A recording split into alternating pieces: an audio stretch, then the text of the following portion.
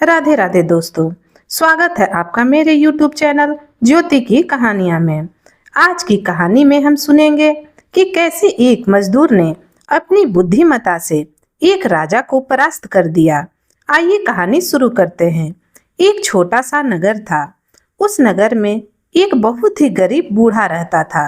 वह बूढ़ा रोज एक वृक्ष के नीचे जाकर बैठ जाता और आते जाते लोगों से वह खाने के लिए मांगा करता था, लेकिन उसे कोई भी कुछ खाने को नहीं देता। एक दो को तरस आ जाता तो उसे एक आध रोटी दे दिया करते थे। उस राज्य का जो राजा था उसे प्रजा के दुख से कोई लेना देना नहीं रहता। वह अपने ही भोग विलास में डूबा हुआ रहता था। वह कभी किसी गरीब की कोई सहायता नहीं करता था। राजा के राज्य के लोग उससे बड़ा दुखी रहते थे।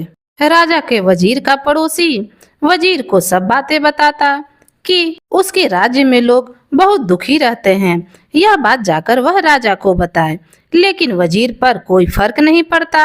वह बस अपने आप से मतलब रखता था। अब उसका पड़ोसी सोचता है कि मुझे राजा को सबक सिखाना चाहिए।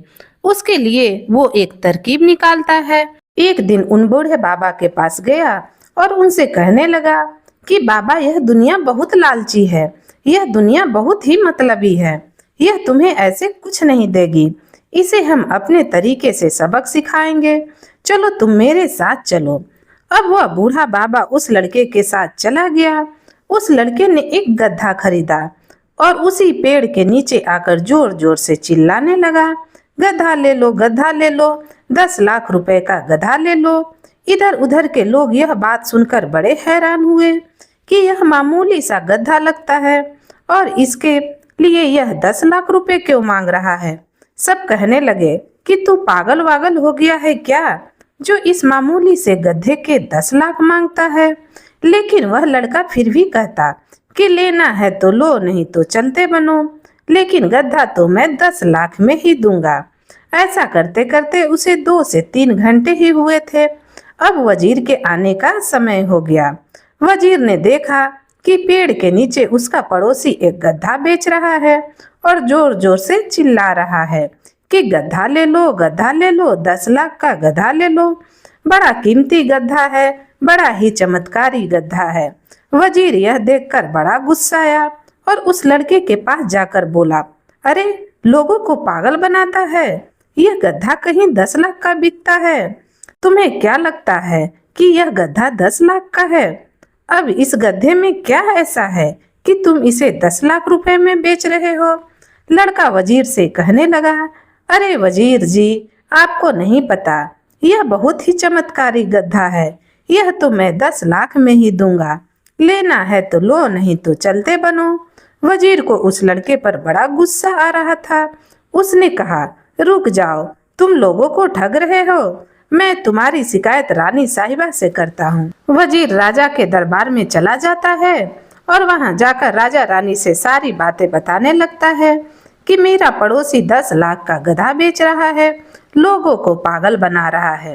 रानी ने जब अपने राज्य में यह दुष्टता होती हुई सुनी तो उसे बड़ा क्रोध आया। वह कहने लगी कि राजा साहब, हमें चलकर देखना चाहिए कि ऐसा कौन सा गधा है जो 10 लाख में बेच रहा है। राजा, रानी और वजीर तीनों उसी पेड़ के नीचे जा पहुंचे। रानी बोली, अरे भाई, तुम्हें इस गधे में क्या दिखाई देता है जो इसे 10 लाख में बेच रहे हो? लड़का कहने लगा कि रानी साहिबा, यह चमत्कारी गधा है, इसे तो मैं 10 लाख में ही दूंगा। रानी ने कहा, ऐसा क्या चमत्कारी गधा है तुम्हारा, बताओ मुझे।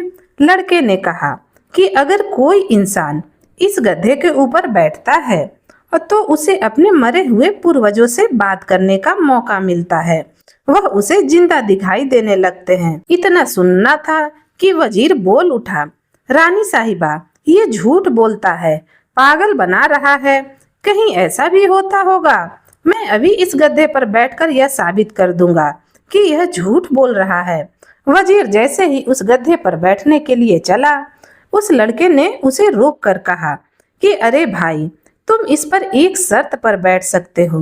अगर तुमने कभी कोई बेईमानी नहीं की हो और तुम एक सच्चे इंसान हो। वजीर तो बेईमानी का पुतला था।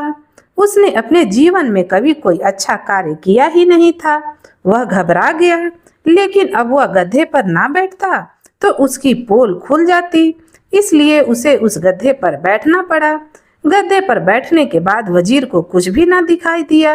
वह समझ गया कि लड़का पागल बना रहा है, लेकिन अगर अब वह कहेगा कि उसे कोई नहीं दिखाई दे रहा है तो रानी साहिबा उसे सजा जरूर देंगी कि यह सच्चा इंसान नहीं है, यह धोखाधड़ी करता है। इसलिए उस वजीर ने अपने आप को बचाने के लिए जोर जोर से बोलना शुरू कर दिया। अरे पिताजी, आप कहाँ चले गए थे? पता है मुझे आपकी कितनी याद आ रही थी। जब वजीर को ऐसे बातें करते राजा रानी ने सुना तो उसने सोचा कि इन्हें इसके पूर्वज दिखाई देने लगे हैं। रानी बड़ी खुश हुई कि अरे वजीर, क्या तुम्हें तुम्हारे पूर्वज दिखाई दे रहे हैं? वजीर कहने लगा, जी महारानी, मुझे मेरे पिताजी दिखाई दे रहे हैं, मैं उन्हीं से बातें कर रहा हूँ। तभी उस लड़के ने वजीर को गधे से नीचे उतार दिया। रानी बड़ी खुश हुई और उस लड़के से बोली, मैं तुम्हारे गधे का पूरे 20 लाख रुपए दूंगी। अगर राजा साहब मुझे सच्ची मोहब्बत करते होंगे तो उन्हें भी इस गधे पर बैठाकर उन्हें उनके पूर्वज दिख जाएंगे। राजा तो रानी को बिल्कुल पसंद नहीं करता था, लेकिन अब गधे पर बैठकर तो असलियत पता चलने वाली थी, इसलिए राजा भी डरता डरता उस गधे पर जाकर बैठ गया। अब जब राजा बैठा तो उसे कुछ दिखाई नहीं दिया। राजा सोचने लगा कि वजीर सही कहता था, यह लड़का हमें उल्लू बना रहा है, लेकिन अगर मैंने यह कहा कि मुझे कोई नहीं दिखाई दिया तो फिर मैं तो आज बचूंगा नहीं। इससे अच्छा होगा कि मैं झूठ मूठ ही बोल देता हूँ। राजा कहने लगा, पिताजी आप कहाँ थे?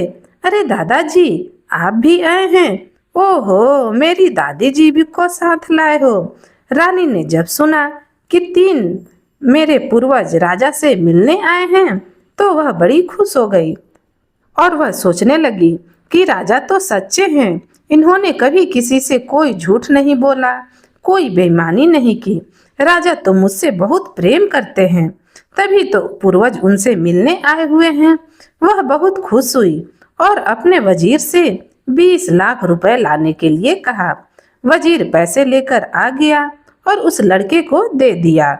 वह गधा रानी ने 20 लाख रुपए में खरीद लिया और खुशी खुशी अपने राजमहल में चली गई। उधर लड़का और वह गरीब बाबा बहुत खुश हुए।